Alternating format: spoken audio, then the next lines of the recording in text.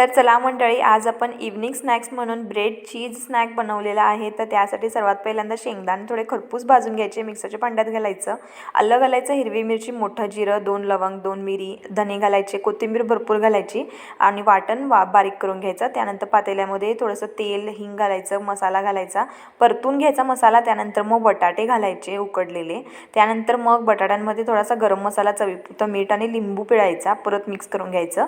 त्यानंतर मग मनुके, काजू, बदाम, काही तुम्ही कॅशनट्स घालू शकता। त्यानंतर मग चांगलं परतून घ्यायचं, ब्रेड कट करून घ्यायचा, चीज जे आहे पीसेस कट करून घ्यायचे आणि त्यानंतर मग मिश्रणामध्ये जे आहे एक एक चीज घालून मस्त गोलगोल्याचे गोळे तयार करून घ्यायचे। त्यानंतर मग त्यावरती ब्रेडचा जो थर आहे तो लावायचा आणि ब्रेडचा थर लावून झाल्यानंतर मग ब्रेड क्रम्समध्ये थोडंसं याला डिप करायचं आणि मग अगदी मीडियम तेलामध्ये याला चांगलं तळून घ्यायचं आणि त्यानंतर मग टोमॅटो केचप घालून खायचं। आवडलं तर नक्की सबस्क्राईब करा।